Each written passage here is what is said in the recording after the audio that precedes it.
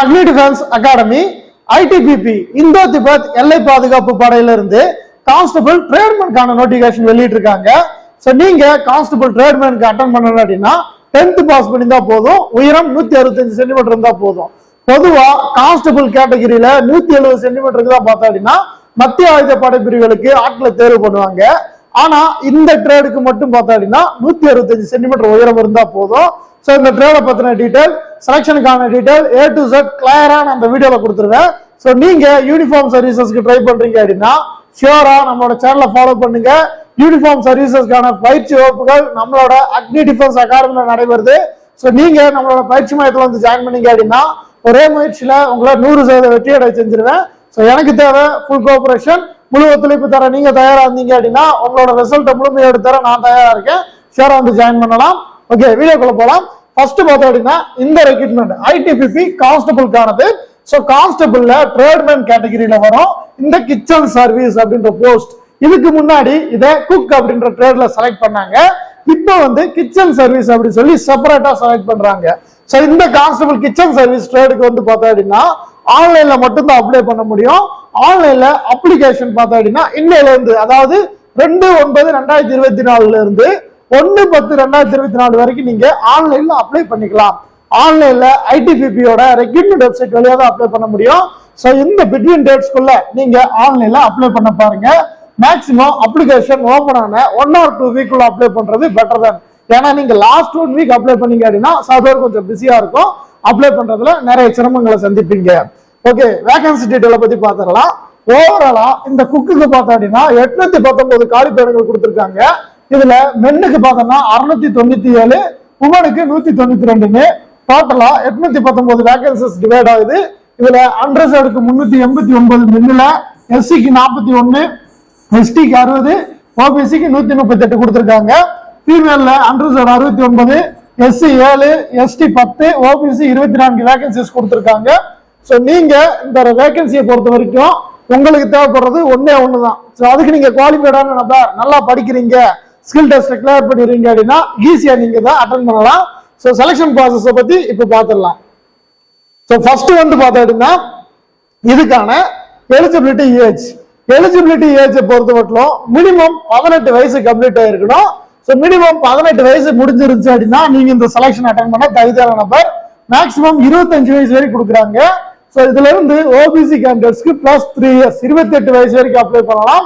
SC ST கேண்டிடேட்ஸ்க்கு +5 years 30 வயசு வரைக்கும் apply பண்ணலாம். ஸோ இதுல குவாலிஃபிகேஷன் அவங்க கேட்டிருக்கிறது 10th பாஸ் பண்ணியிருந்தா போதும்.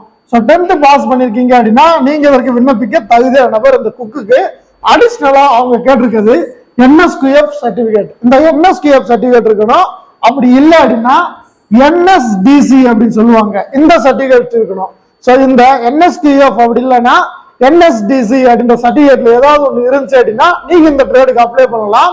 இந்த ட்ரேட் சர்டிபிகேட் உங்களுக்கு வேணும் அப்படின்னா இந்த ட்ரேட் சர்டிபிகேட் இல்லாத கேண்டிடேட் எப்படி இந்த சர்டிபிகேட்டை வாங்குறது அப்படின்னு உங்களுக்கு டவுட் இருக்கும். இந்த NDSC NSQF அப்படின்றது கவர்மெண்ட் இல்லைன்னா கவர்மெண்ட் ஆர்கனைஸ் பண்ண செக்டார்ஸ்ல வழங்கக்கூடிய சர்டிபிகேட்ஸ். ஸோ இதை நீங்க ஒரு 100 ரூபாய் 200 ரூபாய் கொடுத்து பிரிண்ட் காப்பியை வாங்கிட்டு போய் செலக்ஷன் அட்டன் பண்ண முடியாது. ஸோ இதுக்கான ப்ரோக்ராம் நீங்க அட்டன் பண்ணா மட்டும்தான் பண்ண முடியும். ஸோ இதுக்கான ப்ரோக்ராமும் நம்ம குயிக்கா ஸ்டார்ட் பண்ண போறோம் கவர்மெண்ட் ஆர்கனைசேஷன்ஸோட சப்போர்ட்டோட. ஸோ நீங்க இந்த சர்டிபிகேட்ஸ் வேணும்னு நினைக்கக்கூடிய நபர்கள் ஸோ ரிஜிஸ்டர் பண்ணி வச்சுக்கோங்க. இன்னும் 1 வீக்ல அதுக்கான அப்டேஷன் நான் அடுத்து வெளியிட போறேன். ஸோ நீங்க 10ஆம் வகுப்பு முடிச்சவங்க இந்த சர்டிபிகேட் வச்சிருக்கவங்க இப்போதைக்கு அப்ளை பண்ணலாம். இது இல்லை நான் அப்ளை பண்ணலாமான்னு கேட்டீங்க அப்படின்னா அப்ளை பண்ணலாம். ஏன் அப்படின்னா நமக்கு சர்டிபிகேட் வெரிஃபிகேஷன் அப்படின்றது மெடிக்கல் டெஸ்ட் அப்பதான்.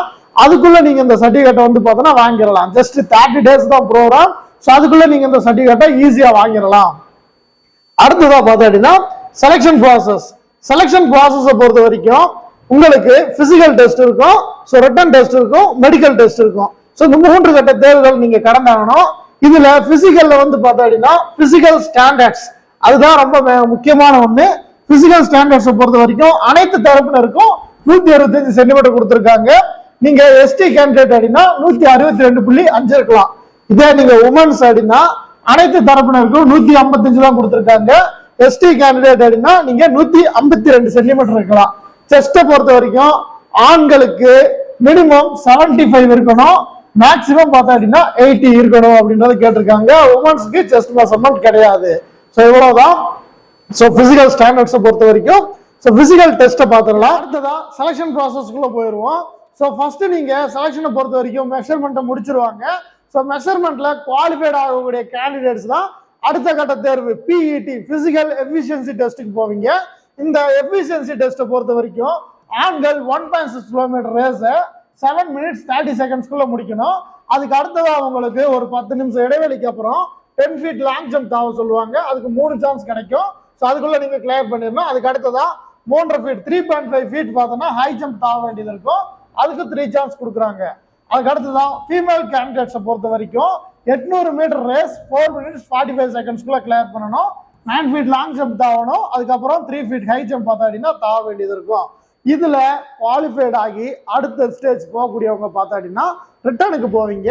ஸோ ரிட்டன் எக்ஸாமினேஷனும் அதுல மெயின் ரோல் பண்ணுது. ஸோ இந்த ரிட்டன் டெஸ்ட்டை பொறுத்த வரைக்கும் ஓவராலா அவங்களுக்கு 50 வினாக்கள். இந்த 50 வினாக்கள் பேட்டர்ன் எப்படி பிரிச்சிருக்காங்க அப்படின்னா ஜிகேல 15 கொஸ்டின்ஸ். இந்த ஒரு கொஸ்டினுக்கும் ஒரு மார்க் அப்படின்ற அடிப்படையில் 15 கொஸ்டின்ஸ்க்கு 15 மார்க் அப்படின்னு பிரியுது. ஸோ அடுத்ததா mathematics 10th level elementary mathematics அதுல இருந்து 10 கொஸ்டின்ஸ் வருது. அடுத்ததா அனாலஜிக்கல் ஆப்டிடியூட் அதாவது ரீசனிங் இதற்கு வந்து பார்த்தா அப்படின்னா 15 மார்க்ஸ் கொடுக்குறாங்க. அதுக்கு அடுத்ததா ஜெனரல் இங்கிலீஷ் ஆர் ஹிந்தி எக்ஸாமினேஷனை பொறுத்த வரைக்கும் இங்கிலீஷ் மோட்லயோ இல்லைன்னா ஹிந்தி மோட்லயோ நடக்கும். ஸோ நீங்க இங்கிலீஷ் மீடியத்தில் அட்டன் பண்றீங்க அப்படின்னா உங்களுக்கு இங்கிலீஷ்ல இருந்து 10 கொஸ்டின்ஸ் வரும். ஸோ டோட்டலா உங்களுக்கு 50 வினாக்கள். 50 வினாக்களுக்கும் ஒரு மதிப்பெண்கள் அப்படின்ற அடிப்படையில் 50 மதிப்பெண்கள். இதுக்கான டூரேஷன் பார்த்தோம்னா 1 hour. நெகட்டிவ் மார்க் அப்படின்ற ஒன்று இந்த டெஸ்ட்ல கிடையாது. டெஸ்ட்டை பொறுத்த வரைக்கும் இங்கிலீஷ் இல்லைன்னா ஹிந்தியில தான் அட்டன் பண்ணணும். இதுல கட் ஆஃப் கொஞ்சம் ஹைக் ஆகும். காரணம் ஏன் அப்படின்னா ஹிந்தி மீடியம் படிச்சவங்க இந்த 10 கொஸ்டின் ஈஸி அட்டன் பண்ணிடுவாங்க. ஆனா மேத்தமெட்டிக்ஸ் அதுக்கு அடுத்ததான் ரீசனிங் ஜிகே அப்படின்றது அவங்களால ஈஸி அட்டன் பண்ண முடியாது. உங்களை விட அவங்க நல்லா படிச்சிருக்கணும். நல்லா யோசிச்சு பாருங்க. நல்லா படிச்சோம் உட்காந்து ஜஸ்ட் ஒரு 60 days டாப் டு பாட்டம் வரைக்கும் ஃபுல் சிலபஸையும் ஒரு ரிவைஸ் போயிட்டு அப்படின்னா இதுல இருந்து எந்த கொஸ்டின் கேட்டாலும் உங்களால ஈஸி அட்டன் பண்ண முடியும். ஸோ அதுக்கான கம்ஃபர்டான ஒரு ஜோனை நான் ஏற்படுத்தி தர்றேன். ஸோ நீங்க இந்த ரிட்டர்ன்ல 50க்கு எபோவ் 45க்கு மேல ஸ்கோர் பண்ணணும்னு ஆசைப்படுறீங்க அப்படின்னா ஷியூரா அக்னி டிஃபென்ஸ் அகாடமி வரலாம். இதுல அவங்க பாஸ் பர்சன்டேஜ்னு கேட்டிருக்கிறது 50க்கு 33% மதிப்பெண்கள் எடுக்கணும். ஸோ நீங்க SC ST OBC கேண்டிடேட் அப்படின்னா இந்த 33% மார்க் எடுத்தா போதும் ஈஸியா குவாலிஃபைட் ஆயிருவீங்க. ஜெனரல் கேண்டிடேட் 35% எடுக்க வேண்டியது இருக்கும். ஸோ இவ்வளவுதான் ரிட்டன் டெஸ்ட்டை பொறுத்த வரைக்கும். ரிட்டன்ல குவாலிஃபைட் ஆனவங்க அடுத்ததா ஒரு மெரிட் லிஸ்ட் போடுவாங்க. ஸோ அந்த மெரிட் லிஸ்டின் அடிப்படையில் அதுக்கு அடுத்ததான் டாக்குமெண்ட் வெரிஃபிகேஷன் போவாங்க. ஸோ டாக்குமெண்ட் வெரிஃபிகேஷன் கிளியரா எல்லா டாக்குமெண்ட் உங்களோட 10th 12th TC Aadhaar card community எல்லா சர்டிஃபிகேட்டையும் A to Z கிளியரா பார்த்துருவாங்க. அடுத்ததான் ப்ரொஃபஷனல் சர்டிஃபிகேட் நீங்க அப்ளை பண்ணிருக்கிற NDSC இல்லைன்னா NSDF சர்டிஃபிகேட்ஸ் எல்லாம் வெரிஃபிகேஷன் பண்ணுவாங்க. இது எல்லாத்துலயும் ஷார்ட் லிஸ்ட் ஆயிட்டீங்க அப்படின்னா உங்களுக்கு ஃபைனலா மெடிக்கல் டெஸ்ட் நடக்கும். ஸோ மெடிக்கல் டெஸ்ட்ல அந்த 20 மெடிக்கல் செக் பாயிண்ட்ஸ் எல்லாம் கிளியரா செக் பண்ணுவாங்க. ஸோ அதை முடிச்சுட்டாங்க அப்படின்னா சப்போஸ் அதுல ஏதாவது ஒரு டிமெரிட் உங்களுக்கு ஆச்சு அப்படின்னா நீங்க ரீமெடிக்கலும் அப்பீல் பண்ணலாம். ஸோ ரீமெடிக்கலும் பார்த்தா அப்படின்னா கிளியர் பண்ணி முடிச்சுட்டு ஃபைனலா ஷார்ட் லிஸ்ட் ஆயிருக்க கேண்டிடேட்ஸ் கட் ஆஃபின் அடிப்படையில் ரிட்டன் எக்ஸாமினேஷன்ல வைக்கப்பட்ட கட் ஆஃபின் அடிப்படையில் ஃபைனல் மெரிட் வருவாங்க. ஸோ இவ்வளவுதான் இதுக்கான செலெக்ஷன் ப்ராசஸ். ரொம்ப ஈஸியானது. ஸோ இப்போ இருந்து படிச்சீங்க அப்படின்னா 100% இந்த செலெக்ஷன்ல உங்களுக்கான ஒரு வேக்கண்ட்டை பிளேஸ் பண்ணிடலாம். ரொம்ப ஈஸியான செலெக்ஷன். மார்க் பண்ணி வச்சுக்கோங்க. நமக்கான செலெக்ஷன் வந்துருச்சு அப்படின்ற ஒரு விஷயத்த. ஸோ சர்டிஃபிகேட் வேணும்னு நினைக்கிற நபர்கள் இப்போ டிஸ்டர்ப் பண்ண வேணாம். கரெக்டா 1 week ஆஃப்டர் எனக்கு மெசேஜஸ் பண்ணுங்க. ஸோ உங்களோட நேம்ஸ் எல்லாம் என்ட்ரி பண்ணிட்டு நானே உங்களுக்கு பார்த்தா அப்படின்னா கால் பண்ணுவேன். ஸோ வேற ஏதாவது டவுட்ஸ் இருந்துச்சு இல்லை யூனிஃபார்ம் சர்வீசஸ்க்கு ஜாயின் பண்ணணும்னு ஆசைப்படுறீங்க அப்படின்னா ஷியூரா அக்னி டிஃபென்ஸ் அகாடமி வந்து ஜாயின் பண்ணுங்க. 100% உங்களை ஒரு சோல்ஜர் ஆக்கி இங்கிருந்து யூனிஃபார்மோட அனுப்புறேன். Thank you so much. Jai Hind.